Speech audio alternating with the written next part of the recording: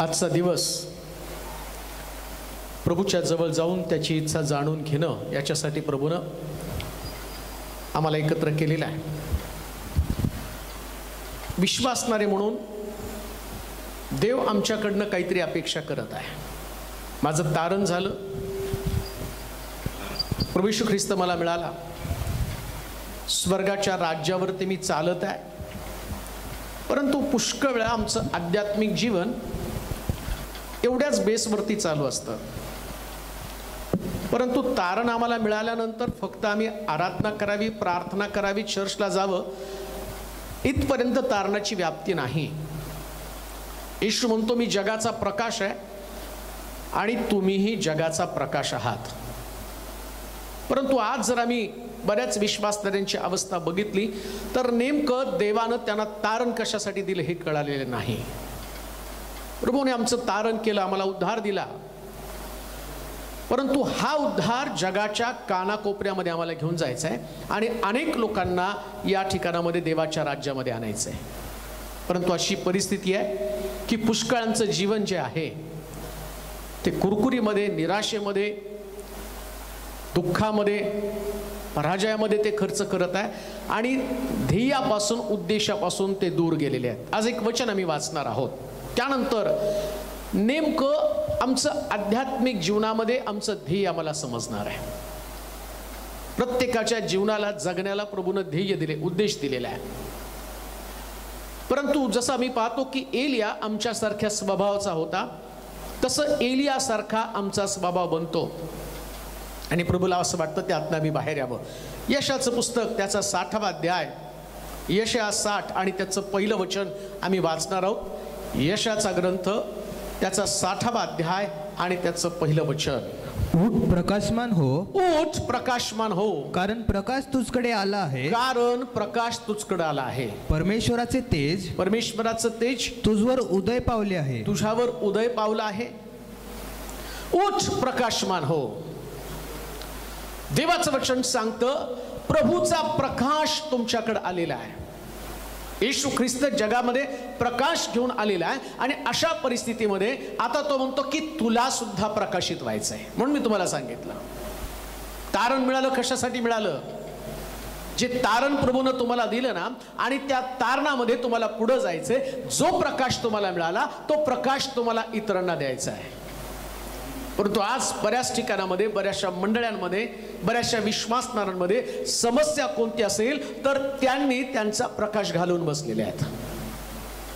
प्रभूचं तेज तुझ्यावरती आलेलं आहे, पवित्र आत्म्याचं सामर्थ्य तुझ्यावरती आलेलं आहे आणि इतकं अद्भुत अलौकिक सामर्थ्य, प्रभूचा प्रकाश जर तुमच्याकडे आलेला आहे तर या प्रकाशामध्ये तुम्ही प्रकाशित होत आहात का?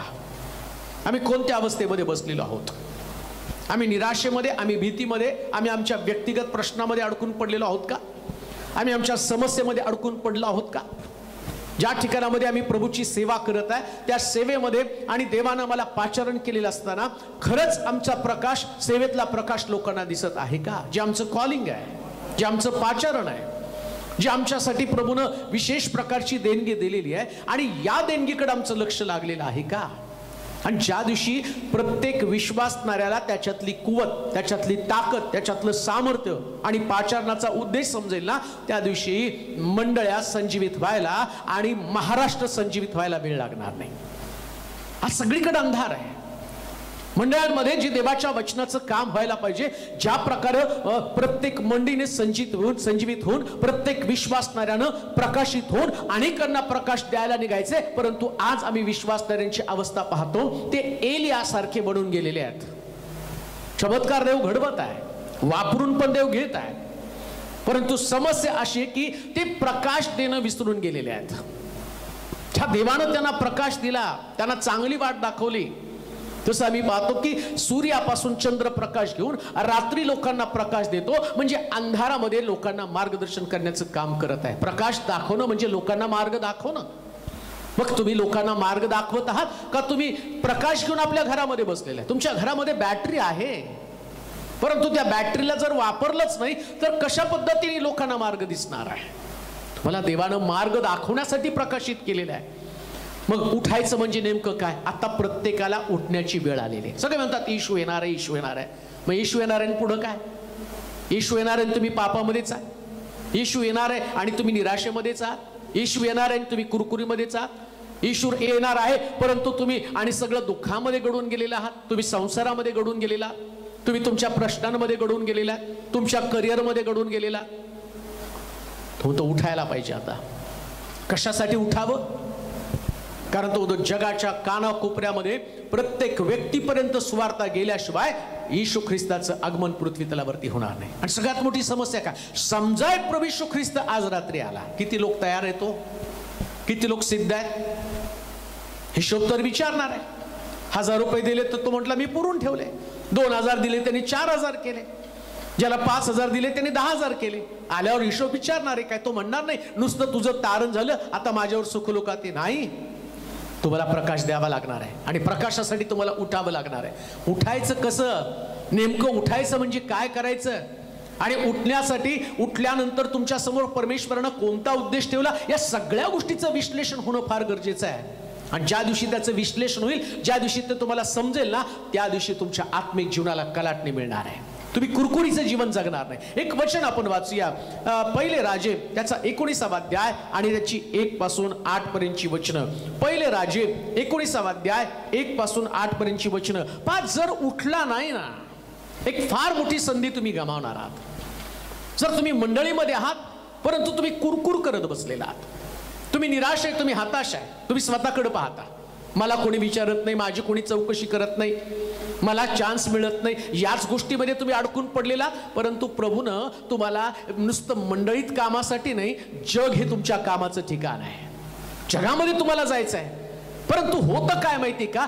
थोडंसं काम केलं, थोडीशी, आणि प्रभूने आमचा वापर करून घेतला, त्यानंतर आमच्यामध्ये निराशा येते. वाचूया पहिले राजे 19वा अध्याय 1 पासून 8 पर्यंतची वचनं. एलिया होरेबास पळून जातो. एलिया होरेबास पळून जातो. एलियाने काय काय केले? एलियानं काय काय केलं? तसेच त्यानं सर्व संदेष्टे तलवारीने कसे वधिले, तलवारीने कसे वधले, हे सगळे अहबाने इजाबेलेस कळविले.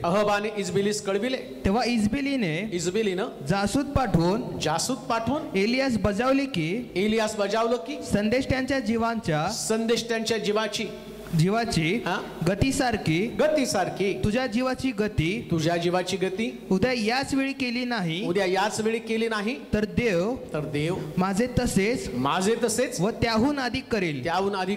हे ऐकून एलिया जीव घेऊन पळाला.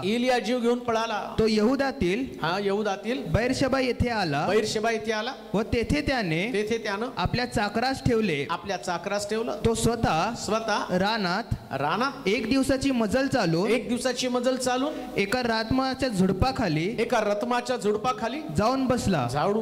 आपला प्राण जाईल तर बरे असे वाटून तो म्हणाला, हे परमेश्वरा आता पुरे झाले. माझा अंत कर. मी आपल्या वाडवडिलांकडून काही चांगला नाही. तो रतामाच्या झुडपाखाली पडून झोपी गेला. तेव्हा एका देवदूतानं त्याला स्पर्श करून म्हटलं, उठ, हे खा. त्याने पाहिलं तो निखाऱ्यावर भाजलेली भाकर व पाण्याची एक सुरई आपल्या उसाशी ठेवलेली असे त्याच्या दृष्टीस पडलं. तो खाऊन पिऊन पुन्हा झोपी गेला. परमेश्वराचा देवदूत पुन्हा दुसऱ्यांदा त्याचकडे आला व त्याला स्पर्श करून म्हणाला, उठ, हे खा, कारण तुला भारी वाटेल. असा प्रवास करावायचा आहे. त्याने उठून ते अन्नपाणी सेवन केलं. त्या अन्नाच्या बळावर 40 दिवस व 40 रात्र चालत जाऊन तो देवाचा डोंगर होरेब येथे पोचला. उठ, प्रकाशमान हो. प्रत्येक व्यक्तीला प्रभू या दिवसामध्ये जर कोणतं वचन देत असेल तो म्हणतो उठा. कशासाठी उठायचंय? उठलं नाही तर काय होणार आहे? कोण उठणार आहे? कोण झोपलंय? कोण निवांत बसलेलं आहे? हे वचन ऐकल्यावर तुम्हाला प्रत्येकाला समजेल की आम्ही एका जागेवरती बसलेलो आहोत. आणि बायबल सांगतं एलिया आमच्या सारख्या स्वभावाचा होता. जसा एलियाचा स्वभाव तसा आमचा स्वभाव आहे. एलिया संबंधानं पवित्र शास्त्र सांगतं हा एलिया ज्यावेळेस त्या कर्मेलच्या डोंगरावरती गेला आणि त्या डोंगरावरती त्यानं स्वर्गातनं अग्नी खाली उतरून आणला. बालाच्या संदेष्ट्यानं, आणि आम्ही पाहतो की त्या स्वतःचं शरीर आणि त्याच्यावरती घाय केले परंतु अग्नी उतरून आणू शकला नाही. हे बालाचे संदेष्टे. एलियानं मात्र प्रार्थना केली आणि प्रार्थना केल्यावर तो म्हटला खळगे खणा. खळगे खणले, त्याच्यामध्ये पाणी टाकलं आणि आम्ही पाहतो जे अर्पण केलं त्या अर्पणावरती पाणी उतलं आणि एलिया म्हटला या अग्नीद्वारे उत्तर देणारा देव हाच खरा देव आहे. एलियानं प्रार्थना केली, स्वर्गातनं अग्नी आला, त्या अर्पणाला त्यानं भस्म केलं. पाणी आणि खड्ड्यातलं जे खळग्यातलं पाणी ते पाणी पण त्यानं चाटलं. इतकं अद्भुत चमत्कार आणि एलियानं केला. त्यानंतर तो तिथून आला आणि आम्ही पाहतो त्याच्यानंतर त्यानं त्या संदेष्टे, त्या इजबेल राणीचे आणि बालाचे संदेष्टे त्यानं मारून टाकले. 450 संदेष्टे मारले आणि तो घाबरून पळाला. आणि तो इजबेल का घाबरून पळाला? कारण ती म्हटली उद्या तुझी गत जशी माझ्या संदेष्टांची केली मी तशी तुझी करणार आहे. विरोधाभास कोणता आहे माहिती का? इजबेल राणी त्याला मारणार होती पण मरणाच्या भीतीने पळतो आणि देवाला काय म्हणतो माहिती का? मला मारून टाक. मग तुला मरायचंच होतं तर इजबेलच्या हातीने मारायला पाहिजे. म्हणजे कुरकुर करणं हा एक स्वभाव आहे. अनेक लोकांचं मंडळीमध्ये त्याच प्रकारचं काम असतं. त्यांना असं वाटतं की माझा जीव इथं गुदमरायला लागलेला आहे. तुझा जीव कशाला गुदमरायला लागलेला आहे? देवानं तर तुझ्यातून मोठं काम केलं. कान देऊ नये का? जे देवाबरोबर चालतात देव त्यांच्याकडनं अद्भुत गोष्टी करतो, मग कृत्य करतो त्यांच्याकडं. एलिया जोपर्यंत उठून चालत होता कर्मेल डोंगरावरती तो उभा राहिला आणि देवानं अग्नीच्या द्वारे त्याला उत्तर दिलं. आज जर तुम्ही उभं राहाल तर परमेश्वर अग्नीचं सामर्थ्य तुमच्यामध्ये टाकेल. अन्यथा तुम्ही जसं एलियानं ते सामर्थ्य विसरलं आणि गुहेमध्ये जाऊन बसला तसं कित्येक लोक देवाचं सामर्थ्य, पवित्र आत्म्याचा अग्नी मिळून सुद्धा देवाचं आणि विशेष प्रकारचं कॉलिंग असताना सुद्धा ते कुठंतरी गुहेमध्ये जाऊन लपून बसले, मरणाची वाट पाहत बसलेले आहेत. जसं एलिया मरणाची वाट पाहत आहे. देवा पुरे कर, आता माझा प्राण घेऊन टाक. तुमच्या प्राणाची किंमत एवढी कमी आहे का? हा एलिया एवढं त्या कर्मेल डोंगरावरती चमत्कार करून तेवढ्यानं थांबत नाही. अहाबाकडे येतो आणि अहाबाला सांगतो. तिथून येऊन त्यांनी प्रार्थना केली. 3.5 वर्षाचा दुष्काळ आणि त्यानं दूर केला, पाऊस पडला आणि तरी सुद्धा एलिया गुहेमध्ये जाऊन लपून बसला. का? कारण इजबेल राणीच्या एका धमकीनं तो घाबरलेला आहे. आज कित्येक लोक अशाच पद्धतीनं त्या घाबरून गुहेमध्ये लपून बसलेले आहेत. कोणी निराशेच्या गुहेमध्ये जाऊन बसलेले आहेत, डिस्टर्ब झालेले आहेत. आयुष्यामध्ये सगळीकडे अपयश येतं म्हणून ते डिस्टर्ब झाले. आपण जरा जुन्या साक्षी आठवा. देवानं तुम्हाला कसं कसं कुठून काढलं, कशा पद्धतीने देवानं तुम्हाला तुमच्या हाताला धरून बाहेर काढलं, कशी तुमची गरज भागवली, कसं तुम्हाला तारण दिलं, कसं तुम्हाला नोकरी दिली, कसं तुम्हाला लेकरं दिली, कसं तुमच्या जीवनामध्ये आशीर्वाद दिले. या सगळ्या साक्षी विसरून गेल्या. आता जे तुमच्यामध्ये आरोग्य आहे, आता जे तुमच्यामध्ये बरकत आहे, आता जे प्रभूनं तुम्हाला आशीर्वाद दिला, या आशीर्वादाला विसरून परत तुम्ही निराशेमध्ये गेला, परत तुम्ही त्या गुहेमध्ये अडकून पडला. ज्या देवासाठी काहीतरी करण्याची योजना, जसं एलियाला देवानं महान योजनेसाठी नियुक्त केलं होतं पण एलिया देवाची योजना विसरला, गुहेमध्ये जाऊन लपून बसला. परंतु एक गोष्ट मला तुम्हाला सांगू द्या, ज्याला देवानं बोलवलं देव त्याला सोडत नाही. एलिया गुहेमध्ये जाऊन लपून बसला. बायबल सांगतं त्यानं त्याच्याबरोबरचा चाकर खाली ठेवला आणि तो त्या चाकराला खाली ठेवून एक दिवसाचं मजल करत जंगलामध्ये, रानामध्ये पोहोचला. कान देऊ नये का? ज्यास तुम्ही निराश बनताना तुम्ही अवतीभोवतीच्या लोकांना दूर करता, तुम्ही चर्च सोडून देता, ज्यास तुम्ही हताश होता त्यास तुम्ही मंडळीचा त्याग करता. तुम्हाला असं वाटतं माझ्या बरोबर कोणी नको. परंतु एक गोष्ट लक्षात ठेवा, तुम्ही सगळ्या लोकांना सोडाल पण बायबल सांगतं, स्तोत्र करता म्हणतो आकाशात चढलो तर तिथं मी आहे, तू त्या ठिकाणामध्ये आहे. मी अधोलोकामध्ये उतरलो तर त्या ठिकाणामध्ये येतोय. मी देवाच्या समक्षतेपासून दूर जाऊ तरी कुठं? सगळ्याला दूर केलं त्यानं. आता दूर करण्यामध्ये 2 लोक आहेत. यानं पण चाकर दूर केला एलियानं, अब्रामानं पण उपासनेसाठी चाकर दूर केला, त्याला खालीच ठेवलं. 2 गोष्टी आहेत प्रियानो. कधी कधी देवाच्या जवळ जायचं ना त्यास आम्ही कुणाला तरी खाली सोडून वर जातो आणि देवापासून पण दूर जायचं ना त्यास आम्ही कुणाला तरी बाजूला करतो. तुम्ही कोणत्या परिस्थितीमध्ये लोकांना दूर केलेलं आहे? कोणत्या परिस्थितीमध्ये एकमेकापासून दूर झालेला आहात? शास्त्र सांगतं बंधूंचं ऐक्यानं एकत्र येणं किती चांगलंय, ते अरुणाच्या मस्तकावर ओतलेल्या बहुमोल तेलासारखं आहे. यानं त्या ठिकाणामध्ये त्याच्या बरोबरच्या सेवकाला दूर केलं, त्याच्या असिस्टंटला दूर केलं आणि तो गुहेमध्ये जाऊन लपून बसला.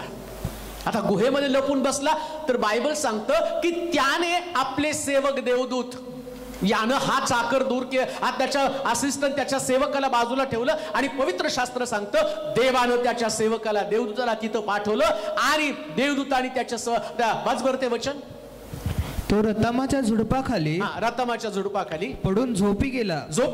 तेव्हा एका देवदूताने, ज्या दिवशी तुम्ही झोपी जाता, आत्मिक जीवनामध्ये तुम्ही झोपताना, त्यास लक्षात ठेवा की देवदूत तुमची भेट घेण्यासाठी येत असतो. देवाला वाटत नाही त्याच्या विश्वासणाऱ्या लोकांनी झोपावं, त्यांनी काम करावं, त्यांनी प्रार्थना करावी, त्यांनी सुवार्ता सांगावी, त्यांनी आत्मे जिंकावेत, त्यांनी उठावं. त्याच्यासाठी नाही तुम्हाला तारण दिलं झोपण्यासाठी. तारण तुम्हाला याच्यासाठी नाही दिलं तुमच्या परिवारामध्ये तुम्ही ख्याली खुशालीचं जीवन जगावं. तारण तुम्हाला यासाठी नाही दिलं तुम्ही नोकरी करावी, तुम्ही बिझनेस करावा. लक्षात ठेवा या गोष्टी तुम्हाला जगण्यासाठी आवश्यक आहे, पण स्वर्गात जाण्यासाठी मात्र तुम्हाला प्रकाशाची गरज आहे. तुम्हाला प्रकाशित होणं गरजेचं आहे. आणि जर प्रकाशित झाला नाही तर देवानं त्याचा देवदूत एलियाकडे पाठवला. कशासाठी? या एलियाला जाग करण्यासाठी. देवाचे प्रिय लोको, आजची ही संजीवनाची सभा तुम्हाला जाग करण्यासाठी, तुम्हाला तुमची अवस्था समजण्यासाठी. एलिया उठ, भारी प्रवासाला तुला जायचंय. शास्त्र सांगतं निराश झालेल्या एलियाला देवदूत पाठवला आणि देवदूताने जर पहिला शब्द त्याला कोणता बोलला असेल तर तो म्हटला एलिया वाच बरं. तेव्हा एका देवदूताने त्याला स्पर्श करून म्हटलं उठ उठ, हे खा. त्याने पाहिले की तो निखाऱ्यावर भाजलेली एक भाकर व पाण्याची एक सुरई. ज्या दिवशी तुम्ही झोपता, ज्या दिवशी तुम्ही विसावा घेता, आत्मिक जीवनामध्ये तुम्ही राहत नाही, तुमचं आत्मिक जीवन झोपलेल्या अवस्थेमध्ये असतं, तुम्ही आराम करत पडलेला आहात.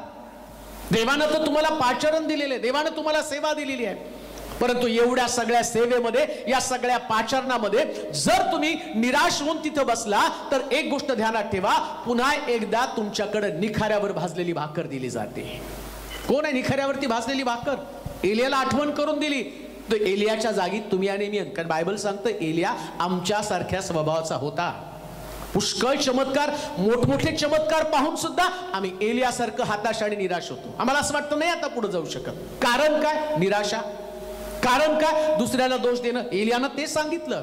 जर तुम्ही, मला असं वाटतंय त्याच अध्यायामध्ये 14 वचनामध्ये वाचतो का, 14व्या वचनामध्ये, त्याच अध्यायामध्ये पहिले राजे 19 अध्याय 14 वचन, एलिया निराश होण्याचं कारण काय होतं? वाचा बरं त्या ठिकाणामध्ये. तो म्हणाला सेनाधीश देव परमेश्वर याच विषयी मी फार ईर्ष्यायुक्त झालो आहे. कारण इस्रायल लोकांनी तुझा करार पाळण्याचं सोडलं. तुझ्या वेद्या मोडून टाकल्या. तुझे संदेष्टे तलवारीने बदले. मीच काय तो एकटा उरलो आहे आणि आता ते माझाही जीव घेऊ पाहत आहे. परमेश्वर त्यास म्हणाला तू परत दिमिश्काच्या रानाकडे जा. तेथे जाऊन पोचलास म्हणजे इस्रायलास अभिषेक करून आरामावर राजा नेम.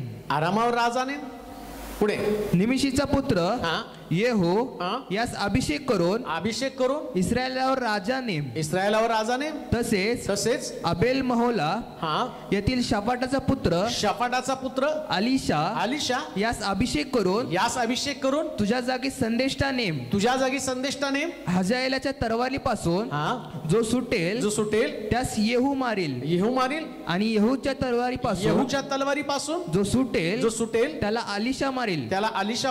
तरी पण पहा इस्रायलांपैकी, आता ऐका काय म्हणतो देव, तरी पण इस्रायलापैकी 7,000 बाल मूर्ती पुढे गुडघे टेकले नाही व त्यातल्या एकानेही आपल्या मुखानं त्याचे चुंबन घेतले नाही.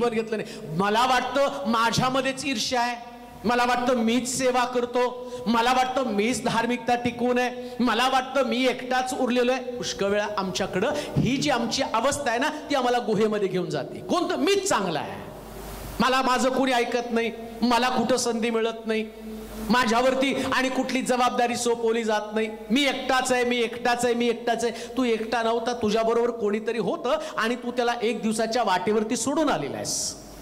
आणि तू संदेष्ट आहे, तुला देवानं निवडलेलं आहे. आणि तुझ्या अंतःकरणामध्ये काय, तू अवतीभोवतीचं जग बघितलं नाही, सेवा करणाऱ्या लोकांकडे तू पाहिलं नाही, ज्या लोकांनी बालमूर्ती पुढे नमन केलं नाही, असे 7,000 संदेष्टे देवानं पाहिले. आणि परमेश्वर त्याला काय सांगत आहे, तू एकटाच ईर्ष्यावान नाहीये. तो म्हणतो लोकांनी वेद्यात उडून टाकलेल्या. पुष्कळ वेळा आम्ही लोकांनी काय केलं याच्याकडे पाहतो, परंतु मला काय करायचं ते मी विसरून जातो. कशासाठी प्रभूनं मला बोलवलं, कशासाठी प्रभू मला बोलवत आहे, देवाचा उद्देश, देवाची योजना काय. एलिया देवाची योजना विसरून गेला आणि त्याचा परिणाम काय झाला तुम्हाला माहिती का. याचा परिणाम इतका गंभीर झाला की परमेश्वरानं आणि त्याच्याकडे पाहिल्यानंतर त्याला एक गोष्ट सांगितली. एलिया गुहेमध्ये जाऊन लपून बसला, तो उठला नाही, तो 2दा झोपला. मी त्याचा दुष्परिणाम तुम्हाला सांगणार आहे, परंतु एक गोष्ट ध्यानात ठेवा, ज्यावेळेस तुम्ही हताश आणि निराश होताना त्यावेळेस देवदूत तुमच्याकडे येतो तुम्हाला जाग करण्यासाठी. आज जे वचन तुमच्याकडे येत आहे यातनं एक गोष्टीचा बोध तुम्हाला घ्यायचा आहे. एलिया गुहेमध्ये जाऊन लपून बसला, एलिया गुहेमध्ये निराश होऊन बसला. परिणाम काय झाला, देवदूत आला, 2दा त्याला हलवलं, त्याला म्हटलं भाकर खा, मस्केतलं पाणी पी, निखाऱ्यावरती भाजलेली भाकर खा. पहिल्यांदा खाल्ला, परत झोपला. 2 चान्स देव तुम्हाला देतो, तरी तुमची कुरकुर थांबली नाही ना. एलियाला 2 चान्स दिले, उठ भाकर खा, निखाऱ्यावरती भाजलेली भाकर.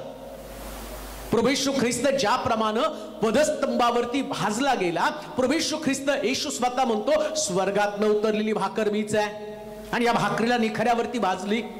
ज्या दिवशी तुम्हाला वाटतं ना मी खूप कष्टी आहे, मी खूप निराश आहे, मलाच खूप दुःख आहे, मलाच खूप आणि माझाच खूप अपमान होतो, माझी कोणी किंमत करत नाही, त्यावेळेस येशू ख्रिस्त निखाऱ्यावरती भाजलेली भाकर पाहिजे, तिला खायचंय.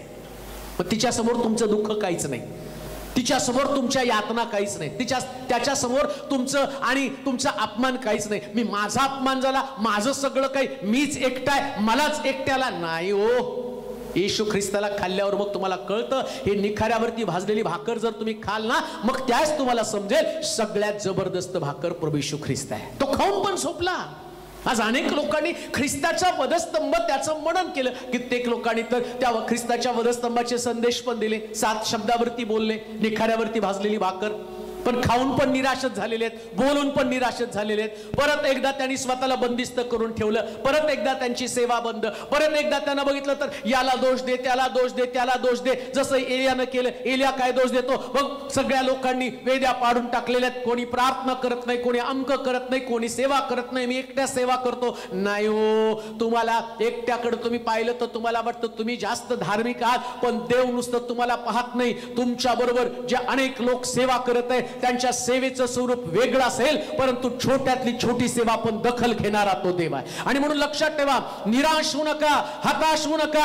या प्रसंगामध्ये तुम्हाला देवाकडे पाहण्याचा दृष्टिकोन बदलणं गरजेचं आहे. एलियाला देवानं भाकर दिली आणि मस्केतलं पाणी दिलं. मस्केतलं पाणी म्हणजे जिवंत वचन आहे. लक्षात घ्या, जर तुमच्या जीवनामध्ये तुम्ही निराश असाल आणि तुम्हाला उठायचं असेल तर येशू ख्रिस्त निखाऱ्यावरती भाजलेली भाकर तुम्हाला खावी लागणार आहे. जर तुम्ही भाकर खाल, तुम्ही ताजतवान व्हाल. आम्ही पाहतो रानामध्ये ती भाकर संपली आणि त्या इश्माएलाला झुडपाखाली टाकलं, तो तिथं रडत होता. भाकर संपती त्यास मनुष्य रडतो. म्हणून तुमच्याकडे या भाकरीची गरज आहे. तुमच्यातला येशू संपला की तुमच्याकडे कुरकुर असणार आहे. बायबल सांगतं, ज्याला उठायचं आणि उठण्यासाठी प्रभू भाकरीचा पुरवठा करतो, उठण्यासाठी मस्केतलं पाणी तो देतो, सुरईमधलं पाणी तो देतो. आज या संध्याकाळच्या समयी परमेश्वराचं वचन तुमच्याकडे येत असताना निराश आहात का, निखाऱ्यावरची भाकर तुमच्याकडे येत आहे. प्रभू येशू ख्रिस्त ज्यानं दुःख सहन केलं, ते ख्रिस्ताचं दुःख आणि त्याच्या यातना, ती भाकर तुमच्याकडे येत असताना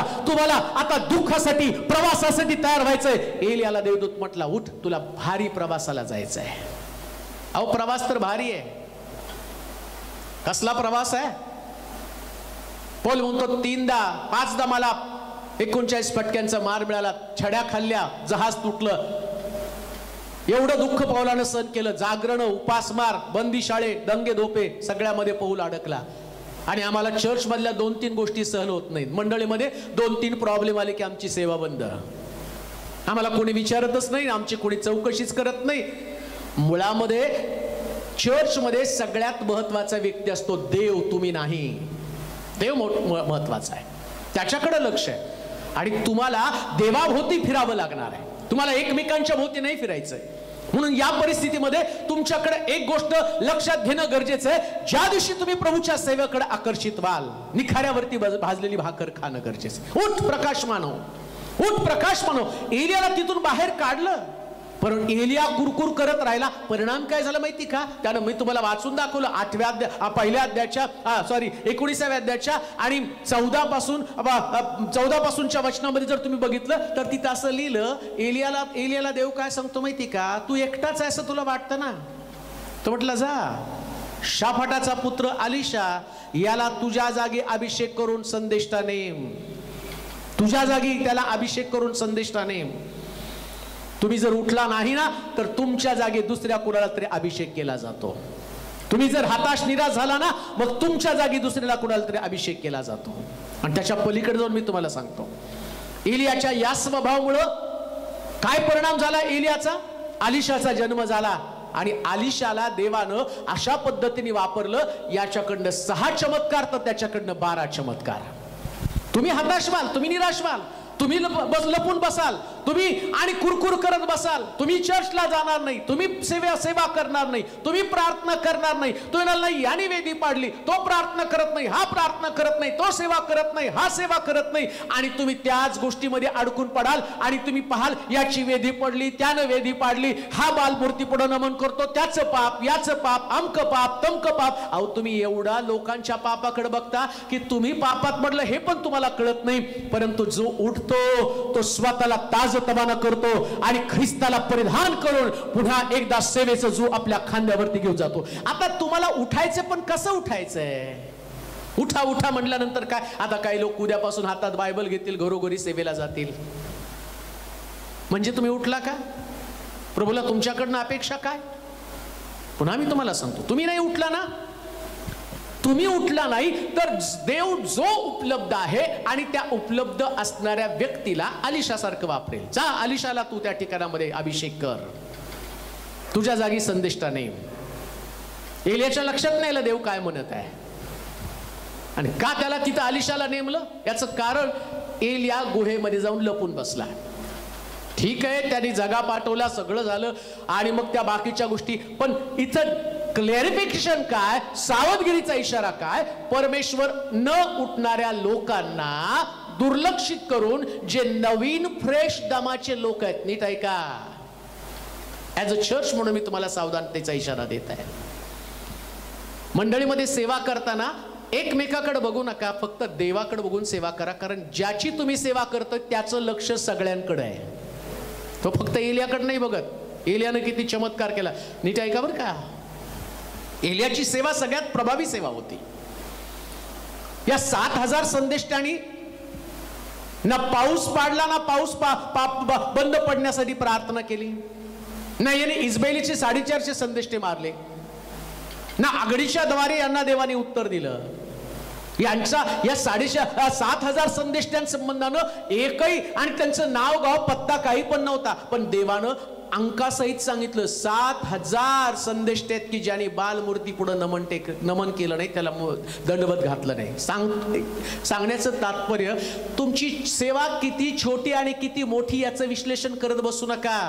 सेवा पाहणारा देव प्रतिफळ द्यायला समर्थ आहे. याच्याकडे बऱ्याच लोकांना फोकस मध्ये आल्याशिवाय सेवा नाही वाटत. जसा एलिया फोकस मध्ये आला, पण जेवढे फोकस मध्ये येतात ना तेवढ्या त्यांच्या चुका पण फोकस मध्ये येतात. एलियाची चूक लगेच लक्षात आली. एलिया गुहेमध्ये लपून बसला, लगेच शास्त्रामध्ये नोंद करून ठेवलं. म्हणून जे सेवा करताना चुकतात ना आणि जे स्टेजवरती असतात त्यांच्या सगळ्या चुका लोकांच्या नजरेसमोर येतात. म्हणून त्याने उठताना व्यवस्थितच उठलं पाहिजे. अन्यथा तुमची जागा अलिशाच्या बाबतीमध्ये जसं एलियाची जागा अलिशानं घेतली तशी तुमच्या जागेला धोका आहे. कारण काय? तुम्ही उठायला तयार नाही. एलिया 2दा झोपला. भारी प्रवासाला जायचं सांगितलं तरी तो झोपला, पण देवदूताने त्याला सोडलं नाही. कारण देवाला माहिती होतं एलियाचा वापर अलिशा येईपर्यंत मला करणं गरजेचं आहे. अलिशाचं पाचारण अजून झालं नाही. ज्या दिवशी अलिशा येईल ना, एलियाला आपोआप मी त्याला बोलवून घेणार आहे माझ्याकडं. अजून एक गोष्ट तुम्हाला सांगतो, तरी सुद्धा देवानं त्याला उचललं. लोकांतरी नेलं, स्वर्गात तो गेला एलिया, तो मृत्यू पावला नाही. मग कशासाठी हे घडलं? तो तर लपून गुहेमध्ये बसलेला होता आणि गुहेमध्ये लपलेला असताना फक्त देवाचं वचन त्यानं परत ऐकलं, उठ. तो उठला आणि जेवढं काम देवानं सांगितलं तेवढं त्यानं केलं. काय सांगितलं? राजाला जाऊन अभिषेक कर. त्यानं सांगितलं आलिशावरती झगा टाक. त्यानं नाही देवाला प्रश्न केला, देवा माझ्या जागी आलिशाला कसं नेमू, माझी सेवा तू काढून घेतो का? त्यानं नाही ती कुरकुर केली, आम्हाला उठायचंय, आमची जागा दुसऱ्याला द्यायची. कोणीतरी व्यक्ती लायक आहे त्याच्यासाठी जागा उपलब्ध करून द्यायची. कोणीतरी व्यक्ती, जसं आम्ही पाहतो आलिशा चुकीचं काम करत आहे, त्याच्यामध्ये तर पोटेन्शियल आहे, त्याच्यामध्ये आणि विशेष प्रकारचं टॅलेंट आहे, आता त्याचं टॅलेंट वापरलं जाणं गरजेचं आहे. आणि देवानं काय केलं? या आलिशावरती आपला झगा टाकला आणि झगा टाकल्याबरोबर आलिशा एलियाच्या मागे निघाला. कशासाठी उठायचंय? दुसरा तयार झाला तर पहिल्यानं उठणं गरजेचं आहे. आलिशाला तो एलियाला तो म्हणतो उठ. आता कसं उठायचं ते आम्ही वाचणार आहोत. शास्त्रीचं पुस्तक आणि त्याचा 14वा अध्याय, त्याचं 5 वचन. आता इथं खरं ट्विस्ट आहे. आम्हाला वाटतं उठायला पाहिजे, पण काही लोक हळुवारपणे उठतात, उठता उठता वर्ष येतात. कोरोनाच्या काळामध्ये तर सगळे लोक बसूनच गेलेले आहेत. त्याला असं वाटतं आता जाऊ द्या, घरात बसून प्रार्थना केली तर पुष्कळ झालं. आणि करतात का नाही ती पण शंका आहे. घरातली तरी प्रार्थना, त्यांचा सारा वेळ त्या टीव्ही पुढे गेलेला आहे, मोबाईल मध्ये गेलेला आहे आणि त्यांचा सारा वेळ आणि व्यर्थ गोष्टीकडे गेलेला आहे. आध्यात्मिक गोष्टीकडे किती लोक रमलेले आहेत, किती लोक देवाच्या वचनाकडे रमलेले आहेत, किती लोकांनी स्वतःमध्ये बदल करून प्रार्थनेमध्ये स्वतःला समर्पित केलेले असे किती लोक आहेत. जसं तो म्हणतो 7,000 संदेष्टी ज्यांनी त्या मूर्तीला दंडवत घातलं नाही ते पण ईर्ष्यावान आहेत. तुम्ही त्याच्यामध्ये आहात का? का तुम्ही तुमचा फावला वेळ सगळा मोबाईल मध्ये घालत आहात, त्याच्यामध्ये सर्च करत आहात, त्याच्यामध्ये तुमचं सगळं जीवन खर्ची करत आहात? आध्यात्मिक जीवनाचं काय? किती आत्मिक जीवनाची काळजी करतात? किती लोकांना सुवार्ता सांगितली, किती लोकांना काउन्सिलिंग केलं, किती लोकांना धीर दिला, किती लोकांना पापापासून काढलं, किती लोकांना देवाचं वचन सांगितलं, किती लोक ख्रिस्ताशी जोडले गेले? का करुणा देवानं त्याच्यासाठी पाठवलं होतं का? करुणाच्या द्वारे हे संकट आल्यानंतर आम्ही अधिक लोकांना देवाच्या वचनाकडे वळावं, आम्ही अधिक लोकांना प्रभूकडे आणावं. परंतु मला माहिती आहे आज कित्येक लोक त्यांनी काय केलेले, त्यांनी आपलं हे वर्ष असंच वाया घालवलं. चर्च बंद आहे, चर्च बंद आहे, चर्च बंद आहे. अरे तुझं शरीर जिवंत देवाचं मंदिर आहे, त्या देवाचा आत्मा वास करतोय, तुला ठाऊक नाही का? ते बंद आहे, हे तर चालू आहे ना. बिल्डिंग बंद आहे, तुम्ही नाही बंद, तुमच्यामध्ये देवाचा आत्मा आहे. आता तुम्हाला उठायचं आहे. कशासाठी? इथं उपासना व्हायला पाहिजे, परिवारामध्ये उपासना व्हायला पाहिजे, परिवारामध्ये देवाचं वचन गाजवलं पाहिजे, परिवारामध्ये देवाची भीती उत्पन्न व्हायला पाहिजे. जे वचन तुम्हाला सांगितलं जात आहे या वचनाचं लागूकरण तुमच्यामध्ये व्हायला पाहिजे. उठा, या सगळ्या घाणेरड्या गोष्टीतनं बाहेर या, या वासनेतनं बाहेर या, या पापातनं बाहेर या, या अविश्वासातनं बाहेर या, या रंगीलपणातनं बाहेर या, या व्यसनातनं बाहेर या, सगळ्या प्रकारच्या अनितीमध्ये लबाडीमधनं या सगळ्यातनं बाहेर यायला पाहिजे. का? कारण प्रकाश तुमच्याकडे आलेला आहे. उठ, प्रकाशमान हो. आणि ते उठायचं तरी कसं? तो म्हणतो उठ म्हणजे नेमकं काय? 2 शब्द मी तुम्हाला सांगणार, एक उठ आणि दुसरं प्रकाशमान हो. पण कसं उठणार आहात? वाचूया शास्त्रीचं पुस्तक 14वा अध्याय आणि त्याचं 15 वचन. शास्त्रीचं पुस्तक 14वा अध्याय 15 वचन. 4थ्या दिवशी ते शमशोनाच्या बायकोला म्हणाले, 4थ्या दिवशी ते शमशोनाच्या बायकोला म्हणाले, तू आपल्या नवऱ्याला. शास्त्री 14:5. शमशोन आपल्या आई बापासह, शमशोन आपल्या आई बापासह तिम्ना येथे गेला. तिम्ना येथे गेला. तो तेथील द्राक्षमळ्यापाशी येऊन पोहोचला. तो एक तरुण सिंह गर्जना करीत त्याच्या अंगावर आला. तेव्हा परमेश्वराच्या आत्म्यानं एकाएकी त्याच्यावर झडप घातली आणि हातात काही हत्यार नव्हते. बस उठायचं. पण कसं उठायचंय? उठ, प्रकाशमान हो. काही लोक उठतील पण तसं नाही उठायचं जसं तुम्ही ठरवता तसं. चला आता सांगितले तर जाऊन 4 आत्म्याला सुवार्ता सांगू, सांगितलंय म्हणून आता प्रार्थनेला बसू, सांगितलंय म्हणून आता देवाचं काम करू. नाही हो. कसं उठायचं? इथं शास्त्रीच्या पुस्तकात लिहिलं, शमशोन काय वाच बरं, आपल्या आई बापासह तिम्ना येथे गेला. तो तेथील द्राक्षमळ्यांपाशी, शमशोन आपल्या त्याला लग्न करायचंय त्या ठिकाणामध्ये त्याच्या वधूकडे चाललेला आहे. त्याच्या आईबापाने त्याला मुलगी पाहण्यासाठी तिमना इथं घेऊन चाललेले होते. आणि तेवढ्यामध्ये काय झालं माहिती का, त्या ठिकाणामध्ये एक सिंह, हा सिंह गर्जना करत उठला. म्हणजे तो बसलेला होता. उठायचं कसं उठायचं माहिती का, आत्मिक व्यक्तीनं, देवाच्या लोकांनी कसं उठायचंय, सिंहासारखी गर्जना करत उठायचंय. मिळमिळीत नाही उठायचं. कारण असं सिंहासारखं का उठायचं माहिती का, कारण पवित्र शास्त्र काय सांगतं माहिती का, मला वाटतं प्रकटीकरणाचं पुस्तक 5वा अध्याय 5 वचन वाचलं. बायबल सांगतं आम्ही सिंहासारखं गर्जना करत उठायचंय. आम्हाला उठायचंय, पण असं तसं नाही उठायचं, तर सिंहासारखं उठायचं. सिंहासारखं का उठायचंय, वाचूया ते वचन. प्रकटीकरणाचं पुस्तक 5वा अध्याय 5 वचन. तेव्हा वडील मंडळापैकी एक जण मला म्हणाला, रडू नको, पहा यहूदा वंशाचा सिंह दाविदाचा अंकुर याने जय मिळवला. आम्हाला सिंहासारखं का उठायचंय, कारण यहूदाचा सिंह प्रभू येशू ख्रिस्त आहे. आणि पहिल्या पेत्राच्या पहिल्या अध्यायाच्या 23व्या वचनामध्ये म्हटलं की आमच्यामध्ये या ख्रिस्ताचा अंश आहे.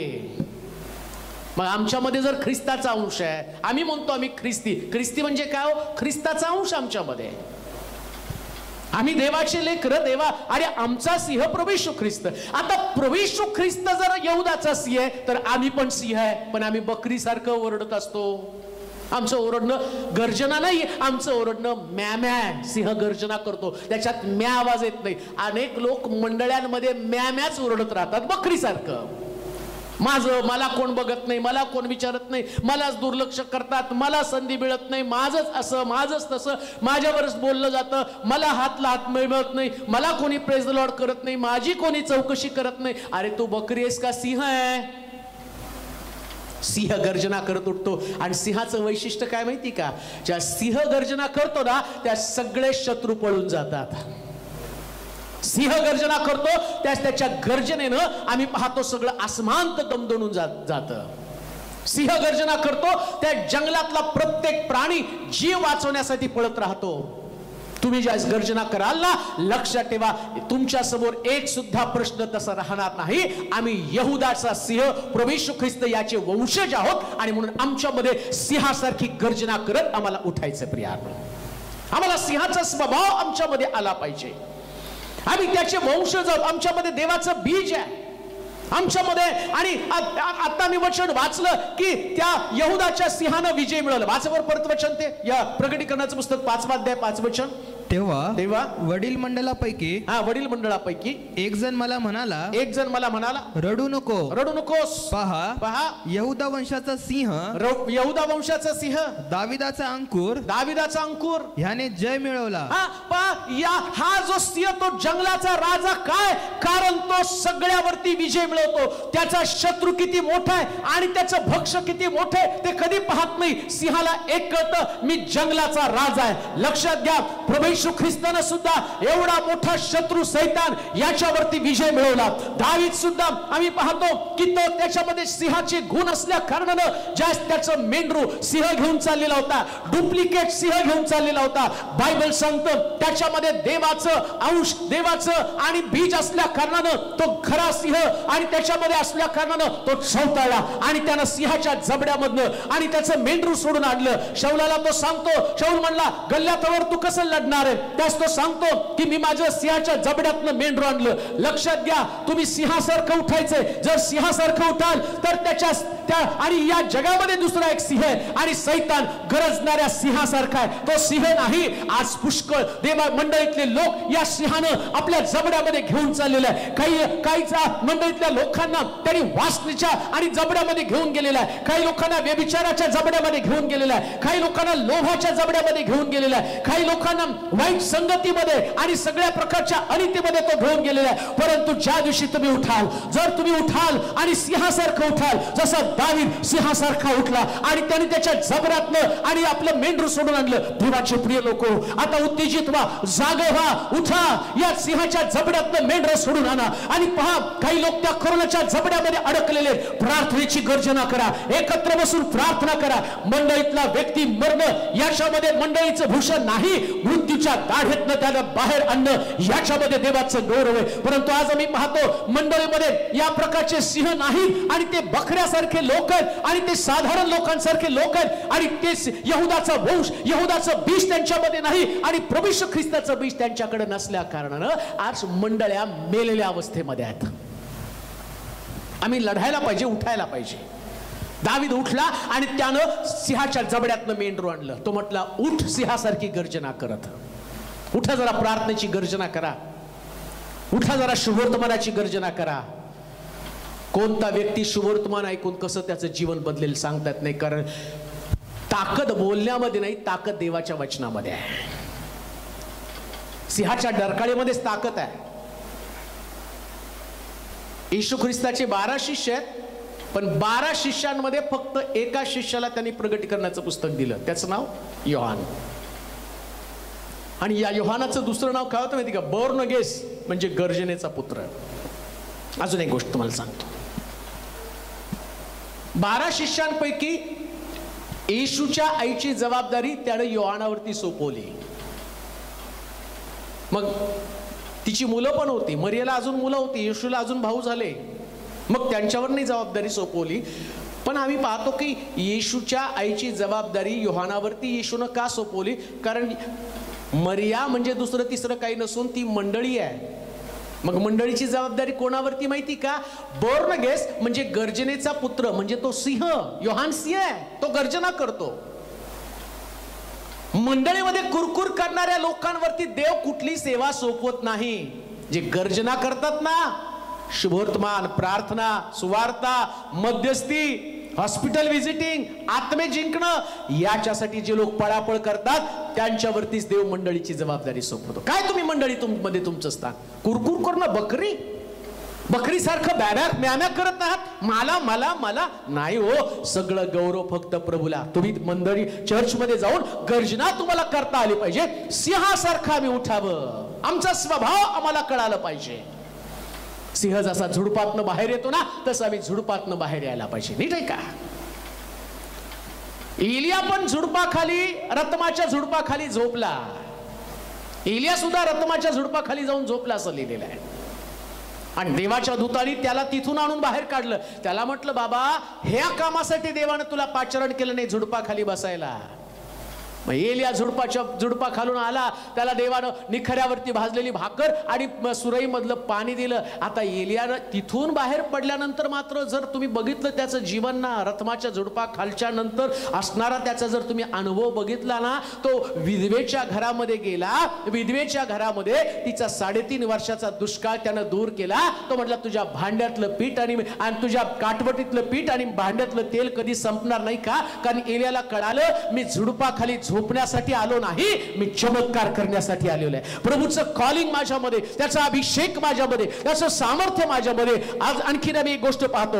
एका त्या झुडपाखाली बैरशेबेच्या रानामध्ये हगाराने इश्माएलाला टाकून दिलं. तोही झुडपाखाली रडत होता. त्याची गर्जना तिथं चालू होती आणि तो रडत असताना, पश्चाताप करत असताना, दुसऱ्या भाषेमध्ये पश्चाताप करत असताना, तो रडत असताना देवानं त्याचं रडणं ऐकलं आणि हगारेला सांगितलं, हगारे तिथं पहा आणि त्या बाणाच्या टप्प्यात जा आणि पहा तिथं एक पाण्याचा झरा आहे तिनं. आणि तो म्हटला, याला उचलून घे, इश्माएलाला पाणी पाज, याच्यापासून मी एक मोठं राष्ट्र निर्माण करणार आहे. ज्या दिवशी तुमच्यामधनं गर्जना बाहेर पडतील, सिंहासारखं तुम्ही रडाल. जसं आम्ही पाहतो, हा इश्माएल रडला आणि तो म्हटला, याच्यापासून एक मोठं राष्ट्र निर्माण करणार आहे, याच्यापासून एक सरदार राष्ट्र निपावेल. कान देऊ नये का? जोपर्यंत तुम्ही गर्जना करत नाही, तुम्ही झुडपाखाली मराल. तुम्ही झुडपाखाली मराल, रानामध्ये तुम्हाला मरण येईल. परंतु ज्या तुम्ही गर्जना करत बाहेर याल, प्रभूचा मोठा आशीर्वाद, अभिषेक तुमच्या बरोबर चालेल. राष्ट्रासाठी तुम्ही आशीर्वादाचं कारण बना. तुम्हाला आता निवड करायची, तुम्हाला कुरकुर करत बसायचंय, तुम्हाला रडत बसायचंय, तुम्हाला कुटुंबामध्ये अडकून पडायचंय, तुम्हाला नोकरीमध्ये अडकून पडायचंय, तुम्हाला तुमच्या प्रश्नामध्ये अडकून पडायचंय, तुम्हाला तुमच्या भोवतीचं जीवन जगायचं का राष्ट्राच्या आशीर्वादाचं कारण बनायचंय. उठा, तुम्ही राष्ट्राला आशीर्वादित करणारे लोक आहात. इश्माएल आणि तिथून उठला आणि बायबल सांगतो तो जगला. उठ प्रकाशमान हो. सिंह गर्जना करत उठतो. आज देवाला गर्जना करत उठणाऱ्या लोकांची गरज आहे. कुरकुर करणाऱ्या लोक, कुरकुरी त्याचा आवाज, कुरकुरीचा आवाज कुठे येत नाही, गर्जनेचा आवाज येतो. दुसऱ्या भाषेमध्ये कुजबुज करणारे लोक.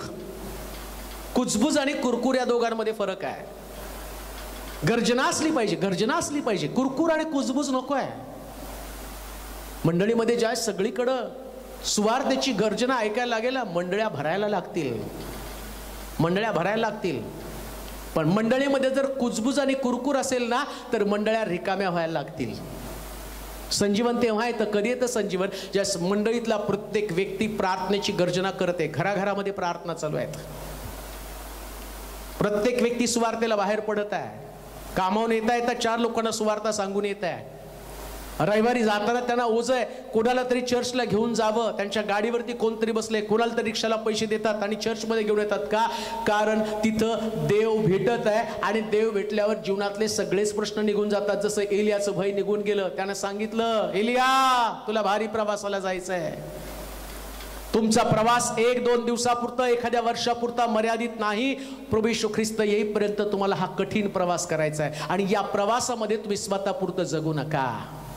4 कोडी ज्याला कुष्ठरोगामुळे गावाच्या बाहेर टाकलं होतं आणि ते 4 कोडी त्यांनी पाहिलं की शमुरणाभोवतीचा वेढा अतिशय मजबूत झालेला आहे. आतून बाहेर कुणाला येत नाही, बाहेरून आत कुणाला जाता येत नाही. आणि त्यास बसून बसून त्या कोड्याने विचार केला. नीट आहे का बरं का? आज तुमचे विचार बदलून जाणं गरजेचं आहे. आणि तुमचे विचार जर बदलले ना, तर तुम्ही पहिल्यासारखं राहणार नाही. 4 कोड्याने विचार केला की चला आपण इथं बाहेर पण मरणार आहे आणि तिकडे गेल्यावर पण मरणार आहे. जाऊन त्या सैनिकांना मिळू, जिवंत ठेवलं तर ठेवू, नाहीतर मरून जाऊ, पण आपण आता उठूच या. आणि ते उठले. आणि ते उठले. नुसते ते उठल्याबरोबर बायबल सांगतो, उठ प्रकाशमान हो.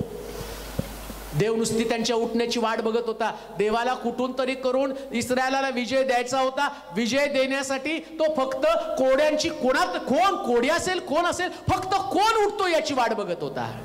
देवाला तुमच्या शहराला पण विजय द्यायचा आहे, तुमच्या गावामध्ये, तुमच्या आणि शहरातल्या मंडळांना विजय द्यायचा. पण मंडळांमध्ये 4 कोड्यासारखे लोक आहेत ज्यांचं अस्तित्व काही नाही, जे लोकांनी नाकारलेले आहेत, ज्याला लोकांनी रिजेक्ट केलेले. याजक लोक त्यांना स्वीकारत नव्हते, गावाच्या बाहेर पाठवत होते कोड असल्यामुळं, आणि त्यांना गावाच्या बाहेर हाकलून दिलं होतं. नाकारलेले लोक आहेत. कान देऊ नये का? कदाचित आज तुम्ही वचन ऐकणारे लोक असाल, तुम्ही सगळीकडनं नाकारलेले लोक असाल, परंतु तेवढाच घेऊन बसू नका. जसं आम्ही पाहतो हे 4 कोडी उठले आणि उठल्याबरोबर बायबल सांगतं परमेश्वरानं जो आणि तो आमचा यहुदाचा सिंह त्याचं बीज, तसं 4 कोड्यामध्ये त्यांचं बीज आलं. आणि बायबल सांगतं ते चालू लागल्याबरोबर तिथं भूमी हदरू लागली आणि राजाला वाटलं, सैनिकांना वाटलं, अरे त्या राजानं आणि इस्रायलच्या राजानं आणि त्याने पुष्कळ त्या शमराच्या राजानं आणि दुसरं सैन्य त्या ठिकाणामध्ये मागवलेले, राजा त्यांना मदतीला आला. देवानं त्यांच्या पायामध्ये हत्तीचं, घोड्याचं बळ आणि मोठ्या घोड्यांच्या टापाचा आवाज येऊ लागला. जे उठतात परमेश्वर त्यांना बल पुरवतो, जे उठत नाही परमेश्वर त्यांचं बल काढून घेतो. एलिया उठला नाही, त्याचा परिणाम आम्ही पाहतो, आलिशाला त्यानं जागा दिली. तुम्ही उठला नाही, तुमचं बल काढून घेणार आहे, तुमची सेवा काढून घेणार आहे, तुमचं पाचारण काढून घेणार आहे. पण 4 कोड्यांना मात्र देवाने सामर्थ्य दिलं, त्यांच्या पायामध्ये बळ आलं. आज जर तुम्ही देवाचं वचन ऐकून जर तुम्ही उठणार असाल, मला तुम्हाला सांगू द्या, 100% देव तुमच्या पायामध्ये बळ घालेल. 100% देव तुम्हाला चालवेल. देव तुम्हाला इतका मोठा विजय देईल की त्याची कल्पना सुद्धा तुम्ही करू शकत नाही. आणि आम्ही म्हणून पाहतो की त्या ठिकाणामध्ये या 4 कोडी उठले आणि ते प्रकाशित झाले. आणि आम्ही पाहतो की देवानं मोठा विजय इस्रायल लोकांना दिला. सगळे पळून गेले. जास्त तुम्ही उठाल ना, त्या सगळे पळून जाणार आहेत. निराशा पळून जाईल, आर्थिक प्रश्न पळून जाईल, खिन्नता पळून जाईल, अपयश पळून जाईल, आजारपण पळून जाईल. आजारपण तुम्ही उठत नाही म्हणून तुम्हाला धरून बसलेलं आहे, पण तुम्हाला उठणं गरजेचं आहे, तुम्हाला चालणं गरजेचं आहे, तुम्हाला तुमचं पाचारण ओळखणं गरजेचं आहे, तुमच्यातला अभिषेक तुम्हाला जाणून घेणं गरजेचं आहे. बायबल सांगतं ते उठले, 4 कोडी उठले. उदया पुत्र पण आपल्या जागेवरून उठला. त्याला आठवलं बापाचं घर. तो म्हटलं की मी तर डुकराच्या शेंगा खात आहे, माझ्या बापाच्या घरामध्ये भाकरीची रेलचेल आहे. आज कित्येक लोकांना आपलं स्थान, आपली जागा माहित नसल्या कारणानं चुकीच्या जागेवरती ते बसलेले आहेत. त्याने संपत्ती विकली, परंतु त्याच्या मनाला टुच्च आणि सगळे चुरचूर लागलेले. त्याला कळालं माझ्या बापाच्या घरामध्ये भाकरीची रेलचेल आहे. देवाचे प्रिय लोक, उदया पुत्रासारखा मला उठायचे.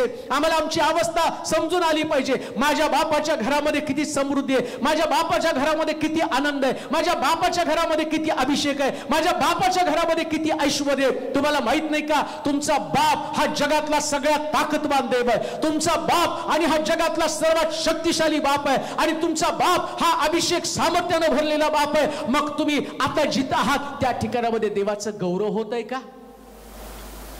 ज्या ठिकाणामध्ये तुम्ही राहतात, ज्या अवस्थेमध्ये तुम्ही राहतात, हे तुम्हाला शोभणारं जीवन आहे का?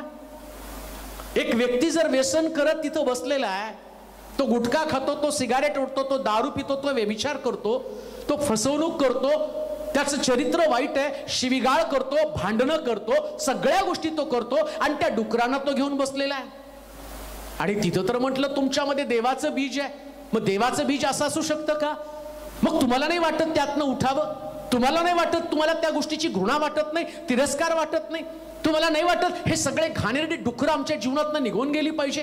राग, लोभ, मत्सर, हेवा, दारूबाजी, रंगेलपणा, क्रोध, संताप, फसवणूक, या सगळ्या डुकरांना मी किती दिवस घेऊन जगणार आहे? आम्हाला नाही वाटत यातनं मी बाहेर यावं? आम्हाला नाही वाटत यातनं आमची परिस्थिती बदलावी? आम्ही तर देवाचे निवडलेले लोक, त्याचं राजकीय आणि याजक आम्ही आहोत. आणि आम्ही देवाचे निवडलेले लोक असताना आमच्यामध्ये असणारी स्वभाव, एकमेकाचा मत्सर, एकमेका संबंधानं द्वेष, कोणाची तरी निंदा, कोणाची तरी स्पर्धा, या गोष्टीसाठी प्रभूनं आम्हाला बोलवलं. या गोष्टीसाठी प्रभूनं आम्हाला पाचारण केलं. अहंकार माझ्यामध्ये, नम्रता नाही, एकमेकाला तुच्छ पाहणं आहे. किती काळ ह्या डुकरांना घेऊन बसणार आहे? उदया पुत्र त्या डुकराने त्याने सोडलं, तो उठला. आणि ज्या दिवशी उठला तो म्हटला मी जाईल माझ्या बापाच्या घरी, त्याला क्षमा मागेल. उठ प्रकाशमान हो. हा कधी प्रकाश तुमच्याकडे येणार आहे? कोणता प्रकाश? बापाच्या घराचं ऐश्वर्य आठवणं. मी कोण आहे मला कधी समजणार आहे? काय माझं अस्तित्व? मी नेमका कोण आहे या जगामध्ये? मी फसव्या तर नाही, मी लुबाडणूक करणारा तर नाही, मी व्यभिचारी तर नाही, मी जारकर्मी तर नाही. कुठलं माझं जीवन आहे? देवाच्या बाबतीमध्ये मी देवाला एवढं सिरियस घेतो का देवाच्या बाबतीमध्ये देवाला मी कॅज्युअल घेत आहे, एकदम सहजपणे? तो भस्म करणारा अग्नी हे कधीच मी जाणून घेतलं नाही. न्याय करण्यासाठी ढगावरती बसून तलवार घेऊन येणार आहे हे कधीच मी जाणलं नाही. माझ्या प्रत्येक शब्दाचा, प्रत्येक कृतीचा हिशोब तो घेणार आहे हे कधीच माझ्या लक्षात आलं नाही. मी पश्चाताप केला, उदया पुत्राच्या भावानं पश्चाताप केला, उदया पुत्रानं पश्चाताप केला. तो आपल्या बापाच्या घरी निघाला. उठल्याचा परिणाम काय झाला? सगळं गमावलं होतं त्याने. कपडे मळके चळके, डुकरांचा वास त्याच्या अंगाला होता. चांगलं खाणं पण तो विसरून गेलेला होता. जे लोक उठत नाही ना त्यांना सगळं वाईटच खाद्य तिथं त्यांना मिळतं. त्यांना सगळ्या घाणेरड्या गोष्टी खायला मिळतात. जे डुकरं खातात ते खातात. डुकर हा सगळ्यात अशुद्ध प्राणी आहे. त्याला कुठल्या प्रकारचं, आणि पवित्र शास्त्रामध्ये त्याला खाऊ नका म्हणून सांगितले, त्याला ग्रहण करू नका म्हटलेलं आहे. जगातले लोक जे ग्रहण करतात ते तुम्ही ग्रहण करत आहात का? उठ प्रकाशमान हो. देवाच्या वचनाचा प्रकाश तुझ्याकडे येऊ दे, तुला समजू दे. तू साधा सुद्धा नाही तर तुझा यहुदाचा सिंह आणि विजय मिळवणारा प्रभू येशू ख्रिस्त याचं बीज तुझ्यामध्ये आहे आणि तुला उठायला पाहिजे. तो बापाच्या घरी आला. परिणाम काय झाला माहिती का? माझा बाप, तो त्याचा बाप काय म्हणतो? माझा हरवलेला पुत्र मला सापडलेला आहे. याला अंघोळ घाला, याला वस्त्र घाला, याच्यामध्ये अंगठी घाला, याच्या पायामध्ये वाहना घाला. का? तर हा पहिल्यासारखा दिसू नये. देवाचे प्रिय लोक, ज्यास तुम्ही उठाल तुमचं चरित्र बदलून जाईल. तुम्ही पहिल्यासारखे दिसणार नाही. आता डुकराचे शेंगा खाणारे असणारी घाणेरडी वस्त्र त्याच्याकडे नव्हती, त्याच्या बापाची वस्त्र त्याच्याकडे होती. त्याच्या बापाच्या घरातलं ऐश्वर्य त्याच्याकडे होतं. याच्या हातामध्ये जी काठी होती ती काठी नव्हती, आता बापाच्या घरातली अधिकाराची काठी त्याच्याकडे होती. कान देऊ नये का? जे उठत नाही ते त्याच अवस्थेमध्ये पडणार आहे. आणि म्हणून आम्ही पाहतो की आम्हाला उठणं गरजेचं आहे. अजून एक गोष्ट मी तुम्हाला सांगतो. गल्ल्याताला पाहून शौल घाबरून लपून बसला. तो त्याच्याशी लढायला आला नाही. त्याला असं वाटलं या गल्ल्याताविरुद्ध मी कधी युद्ध जिंकू शकणार नाही. पण बायबल सांगतं दाविदानं गल्ल्याताला पाहिलं आणि तो म्हटला परमेश्वराच्या नावाने मी तुझ्यावरती चाल करून जातो.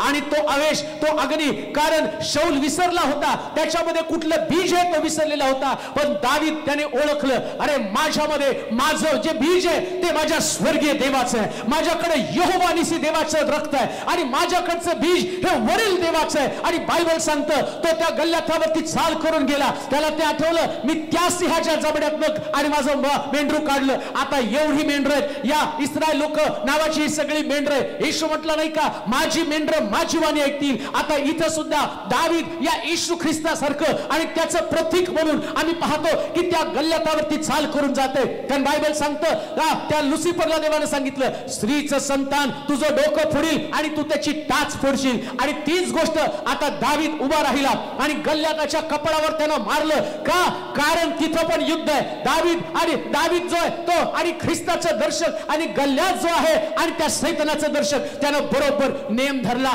दगड मारला आणि तो त्याच्या कपडाला लागला आणि गल्ल्यात जमिनीवरती पडला. कारण काय? दावीद उठला. जो उठतो त्या सैतान जमीनदोस्त होतो, जो उठतो सैतानाचा कपाळ मोक्ष होतो. किती मोठा शत्रू असला तरी तुमच्या उठण्यानं तो मरतो, किती मोठा शत्रू असला तर तुमच्या गर्जनेने तो मरून जातो.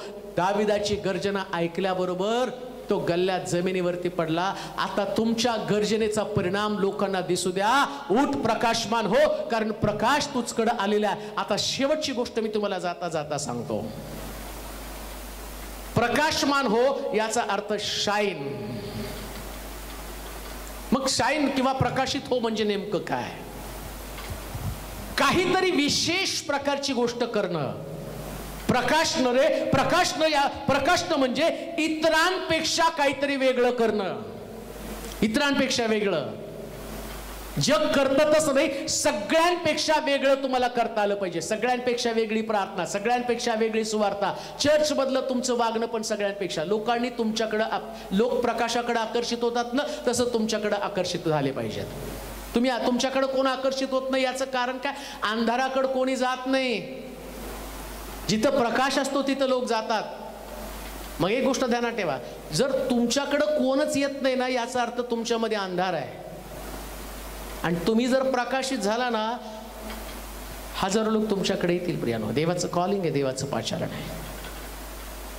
माझ्याकडनं आत्मे जिंकले जात नाही, माझ्याकडनं सुवार्ता सांगितली जात नाही, याचं कारण मी तपासणं गरजेचं आहे. माझ्याकडे तो प्रकाश आला नाही. अजून एक गोष्ट जाता जाता सांगतो. साध्या साध्या गोष्टी, प्रकाशनं या शब्दाचं मिनिंग किंवा प्रकाशनं या शब्दाचा अर्थ मी तुम्हाला सांगतो. साध्या साध्या गोष्टी मोठ्या मोठ्या प्रमाणात करणं. गोष्टी साध्या असतील पण मोठ्या प्रमाणात करा. दाविदानं साधी गोष्ट आहे, हातामध्ये गोफन घेतली आणि बटव्यातला गोटा काढला आणि फिरवला. साधी गोष्ट आहे, पण साधी गोष्ट त्यांनी मोठ्या प्रमाणात केली. कोण मोठं प्रमाण? कोणतं? गल्ल्यातासारख्या शत्रूला छोट्याशा गोटाने तरी उद्ध्वस्त करून टाकला. सेवा तुमची साधी असेल पण करताना ती व्यापक करा, अशी व्यापक करा. शास्त्र सांगतं, ज्या गल्ल्यात जमिनीवरती पडला त्या स्त्रियांनी नृत्य करून तिथं म्हटलं, शाऊलानं हजारो वधले, दाविदानं लक्षानं वधलं. ते क्रेडिट त्याला गेलं. शाऊल म्हणतो, मी याच्यापेक्षा मोठी युद्ध जिंकली, यानं एकच विजय मिळवला आणि याला एवढं क्रेडिट. कारण त्याच्याकडे तो प्रकाश होता. सेवा साधी असेल पण मोठ्या प्रमाणात करा. प्रियांनो, साध्या साध्या गोष्टी मोठ्या प्रमाणात करणं म्हणजे याला म्हटले प्रकाशित होणं. गोष्ट साधी असू द्या. साधं तुमचं काम असेल, खुर्च्या लावणं साधंच काम असेल, पण व्यापक मोठ्या प्रमाणात कसं करा? खुर्च्या लावता लावता प्रार्थना करा, या खुर्चीवरती बसणाऱ्या व्यक्तीला तुझा अभिषेक लागू दे. एक खुर्ची चर्चमध्ये रिकामी नसणारे, जागा रिकामी नसणारे देव भरून टाकेल. का? कारण देवाला तुमच्यातला प्रकाश लोकांना द्यायचा असतो. तुमचं जीवन लोक पाहतील, अरे ह्यानी प्रार्थना केल्यावर तसं घडलं. देवाचे प्रिय लोक, किती काळ अंधारात राहणार आहात? देवाचं बीज तुमच्यामध्ये आहे. देवाचं बीज तुमच्यामध्ये आहे. तुम्हाला तुमचा स्वभाव ओळखता येत नाही का? सिंह झुडपातनं डरकाळ्या काढत बाहेर आल्या, आता तुम्हाला सुद्धा डरकाळ्या काढत बाहेर यायचंय. असं तसं राहू नका. डरकाळी फोडा, आज रात्री डरकाळी फोडा. आज रात्री तुम्हाला तुमच्या स्वभावाची जाणीव होऊ द्या. तुम्ही सिंहाचं बीज आहात, तुम्ही सिंहाचं बीज आहात आणि तुम्हाला त्यातून बाहेर यायचंय. ज्या दिवशी तुम्ही असं कराल ना, त्या मंडळीमध्ये मोठं संजीवन येईल. नुसतं मंडळीपुरतं मर्यादित राहणार नाही. शहरांमध्ये संजीवन येईल, देशामध्ये संजीवन येईल, जगात संजीवन येईल आणि देवाच्या पुत्राचं पृथ्वी तलावरती लवकर आगमन होईल. माझी देवाजवळ एकच प्रार्थना असणार आहे, तुम्हाला पण देवानं उठवावं आणि प्रकाशित करावं, यासाठी की अनेक लोकांना तुमच्या जीवनामधनं देवाने प्रकाश द्यावा. आपण प्रार्थना करू. सर्व समर्थ देवा, आभार मानतो तुझ्या वचनाबद्दल, ज्याच्यानं आम्हाला सगळ्यांना तू जाग केलेलं आहे. साधारण गोष्टीमध्ये अडकून पडलेले आम्ही लोक, आम्हाला आमचा हेतू, आमचं जगण्याचा उद्देश, आमचं पाचरण आम्ही कधीच समजू शकलो नाही.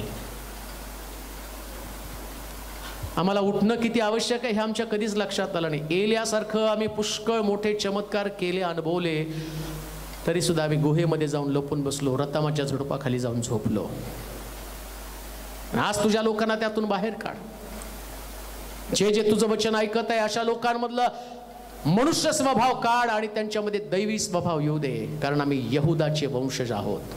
आमच्यामध्ये ख्रिस्ताचं बीज आहे. आम्ही यहुदासारखं, यहुदाच्या